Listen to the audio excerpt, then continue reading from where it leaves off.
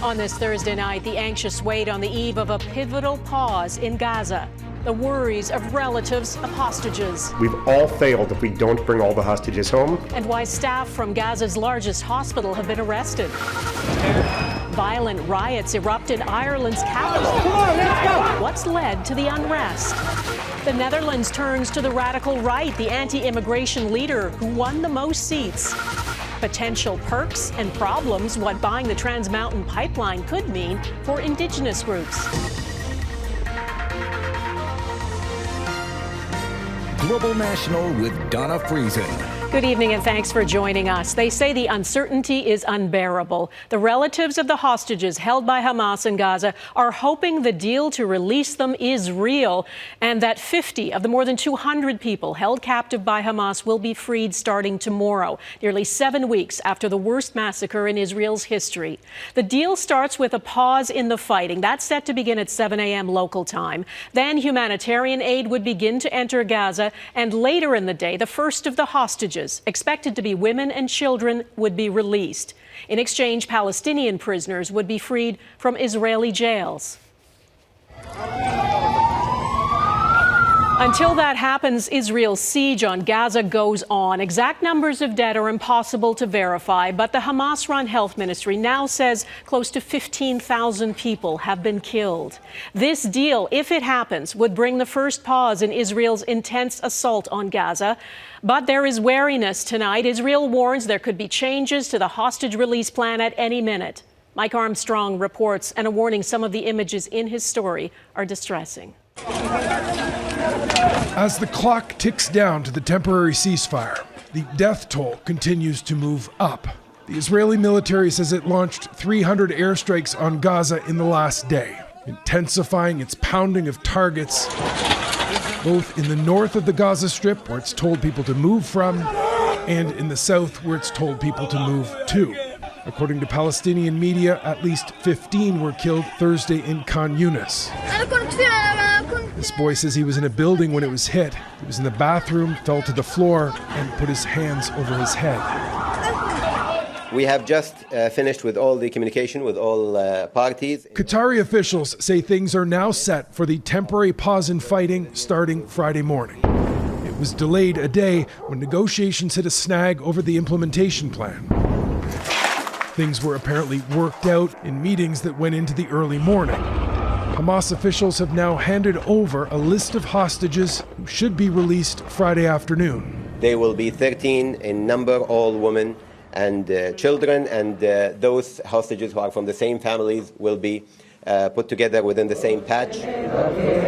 Officials are keeping much of the agreement secret. They won't say how many prisoners Israel will release Friday. It's supposed to be a 3-to-1 exchange. They also aren't saying much about how the hostages will be handed over, only that the Red Cross will be involved. Well, families of the hostages are calling on the Red Cross to be able to do more. They want it given access to all the hostages. A sign of life is to allow the Red Cross to visit them, and it's a disgrace that this does not happen, and this must happen. Now, most of the families of the hostages will still be waiting after the first 50 are free. Noah Argamani is 26 years old. All her family knows is what they've seen in this video. Her and her boyfriend being led away by Hamas fighters October 7th. She won't be one of the people handed over, but they say they understand why. This is the order it should be, her father says. First the children, and with God's help, Noah's turn will come. The other major part of this deal is for aid. It's been piling up in Egypt. There's no specific number of trucks that will be allowed to enter Gaza, but the Qatari mediators say during the 4-day pause, as many as possible will be moved in. And yet they add, however many it is, it won't be enough. The need, they say, is simply too great right now. Donna? All right, Mike Armstrong in Jerusalem, thank you. The Israeli army released more evidence which it says backs up its claim. Gaza's largest hospital served as a Hamas command center. This IDF video shows another tunnel. The army says it starts in a house and runs underneath nearby Al-Shifa hospital. The director of Al-Shifa and other medical staff have been arrested and are being questioned in relation to the evidence found. Tonight, Israel's military spokesperson said taking control of the Gaza Strip is the first stage in a long war. war and said the army is preparing for the next stages of combat. In the Netherlands, a far-right political leader has won a huge victory. Geert Wilders' Freedom Party won the most seats in the latest election, twice as many as predicted. He's been around for a long time and is known for being anti-immigrant and anti-Islam. It's the first time since World War II that the largest party in the Netherlands doesn't come from the liberal center-right or center-left. But Wilders must look to his rivals to form a coalition government. And as Crystal Goomansingh reports, that could mean leaving some radical views at the door. In a land of hardliners and larger-than-life headline grabbers, Geert Wilders is one of the originals. 17 years after forming the Freedom Party, Wilders won the most seats in Netherlands Parliament. But to form government, he must work with others. I'm very proud, I'm very happy, and it brings along a lot of feeling of responsibility. Other far-right European leaders quickly noted his victory, including France's Marine Le Pen. Of course, I welcome this victory. Anti-immigration is a common point for France's National Rally Party and Wilders' Freedom Party. Wilders said the asylum tsunami and migration will be curbed. He previously called Islam a backward religion, and after leading people in a chant against Moroccans at a rally in 2014, he was found guilty of hate speech, but no penalty was imposed. One of the first statements that he's made after the election was that we have to stay within the bounds of the Constitution. So he recognizes himself that some of his more extreme Islamophobic positions are unconstitutional. They might be popular, but they would not be able to be enacted. Experts say when far-right politicians get elected, they can cause a gravitational shift in the political spectrum over time towards the right. Wilders has long advocated for the Dutch withdrawal from the European Union and is not in favor of the bloc of nations expanding. His position could affect discussions next month about Ukraine's membership and funding for its war efforts. Opposition has already been voiced by Hungary and Slovakia, countries also led by far-right leaders. Wilders, however, must focus on finding friends closer to home and building a coalition government. Crystal Goomansingh, Global News, London. The Rainbow Bridge border crossing between Canada and the U.S. has reopened, and the FBI says it's concluded its investigation into the vehicle explosion that triggered a security scare yesterday. 2 people in that car died, and a U.S. border officer was injured. Initial fears it was terrorism-related were quickly dispelled. The FBI says it's now been turned over to local police as a traffic investigation. Shalima Maharaj reports. This was the scene a day after a vehicle crashed into a U.S. Customs and Border Protection checkpoint, bursting into flames upon impact. How are you feeling right now? Not very good. Natalia Boychenko's husband and son were on the Rainbow Bridge when the catastrophic collision happened. They're in Niagara from Ukraine, only she was on the Canadian side when it all went down.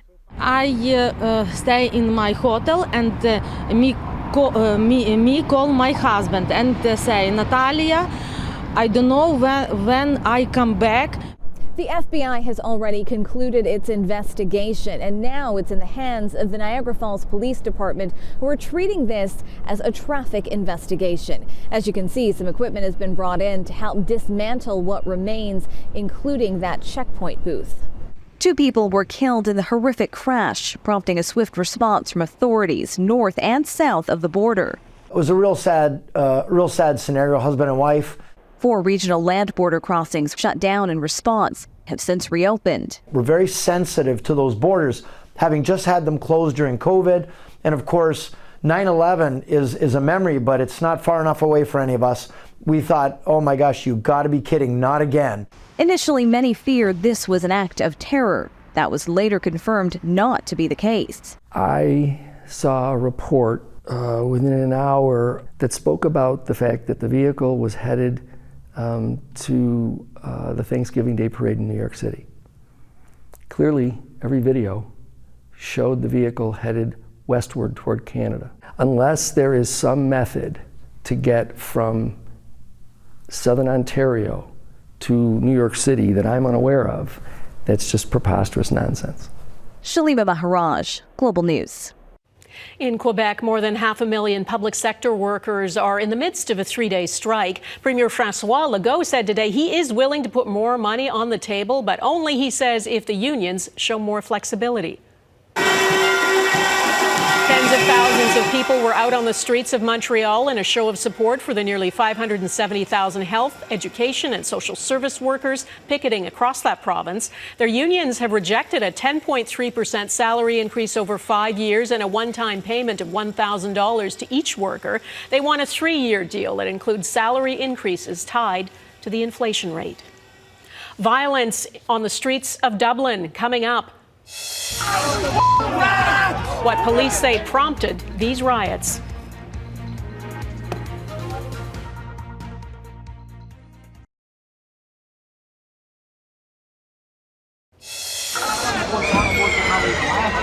There were riots on the streets of Dublin, Ireland tonight. They broke out after a knife attack involving 5 people, 3 of them children. A crowd chanting anti-immigrant slogans attacked police and set vehicles on fire. Transit service was suspended. Hundreds of riot police were called in. Police are condemning the violence, claiming it was fueled by what they call a hooligan faction driven by far-right ideology.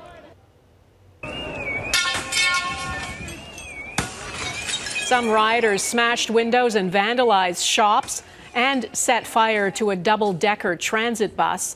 Police say some of their officers were also attacked, but that Dublin city centre is now calm and officers are continuing to patrol.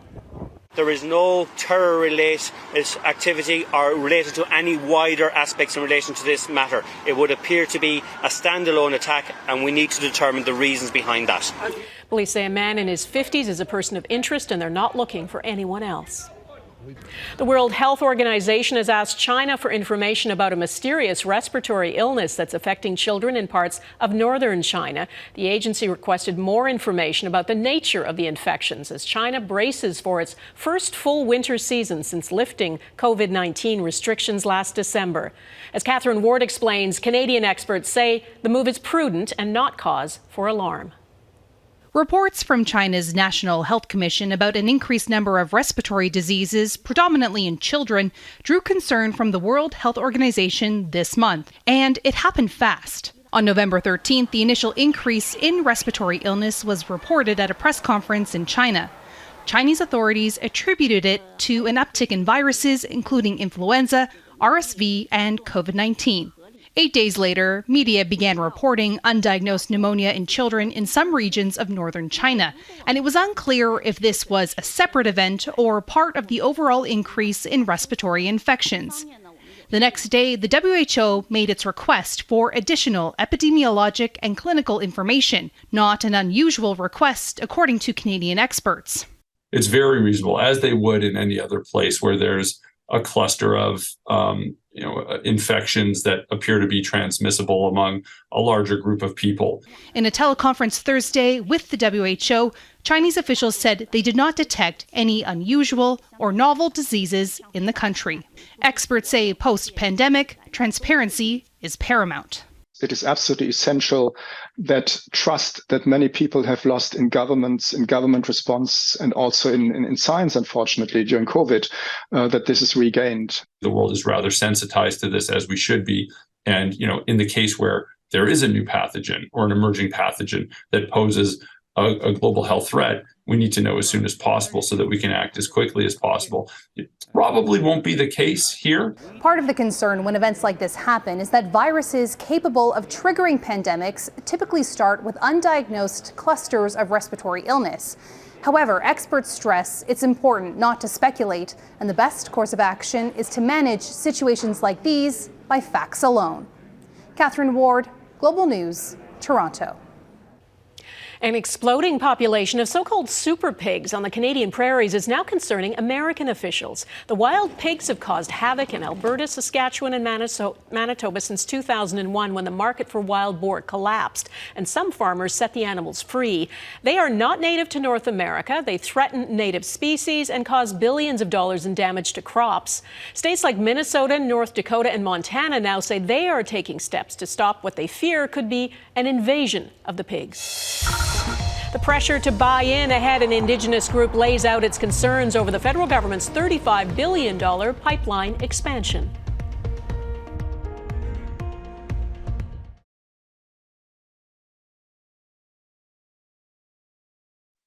Trans Mountain, the company building the long-delayed pipeline expansion from Alberta to BC, says the project is now 95% complete. The cost of it has ballooned to $35 billion, and the federal government still wants to sell it.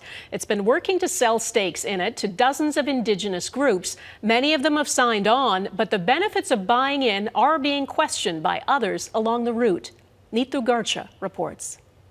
We have many leaders that fought for our rights. Judy Wilson is from a First Nation along the Trans Mountain pipeline route, which she says did not sign an impact benefit agreement with the company. Our elders and past leaders always cautioned us about these agreements because Canada as a country has broken every promise to our First Nations people. Wilson, who was chief of that BC Interior First Nation for 16 years, says a project like Trans Mountain puts at risk not only natural resources, but also an entire way of life. We get everything we need from the land because if we take care of the land will take care of you. It's not just about these small agreements that they're signing, it's about our people collectively, not just our generation, but the ancestors and the generations to come. That's what this is about. Trans Mountain says it has signed 69 mutual benefit agreements with 81 Indigenous groups. This is a very, very valuable piece of real estate, a corridor to the global markets. The federal government's effort to sell the pipeline are underway. It involves talks with more than 120 Indigenous communities along the route. Stephen Mason heads up the group working with Indigenous nations to buy a stake. Create a generational wealth, a pension fund for those Indigenous communities that own the pipeline. But what about the nearly $35 billion Canada has sunk into the project? Canada's energy regulator decided it won't be probing the growing cost overruns using construction company contracts or specific invoices from suppliers. It's people taking advantage of our communities and that they're under duress to saying, oh, this is the only answer. No, it's not the only answer. Wilson connects the fight against the pipeline to the impact of colonization, Indigenous cultural genocide, and the ferocity of intergenerational trauma. You hear a lot of the chiefs saying, well, I'm just managing poverty. So that's what I'm saying is we're under duress. So I see Trans Mountain equally, because the federal government owns them, doing the same to our people. Trans Mountain hopes to have the pipeline expansion, Canada's only such system transporting oil from Alberta to here in BC's west coast, operating in the first quarter of 2024. But engineering difficulties could delay the completion to the end of the year. Neetu Garcha, Global News, Vancouver. Tomorrow in part two, BC Indigenous communities' opposition to the pipeline expansion's new route through a sacred site and the chief regretting his agreement with Trans Mountain. Okay, then, that is Global National for this Thursday. I'm Donna Friesen. Tonight's Your Canada is this white-tailed jackrabbit in Regina. We'd love to see your Canada. Please email it to viewers@globalnational.com. And thanks for watching. Farah Nasser will be at the anchor desk tomorrow, and I will see you again on Monday. Bye-bye.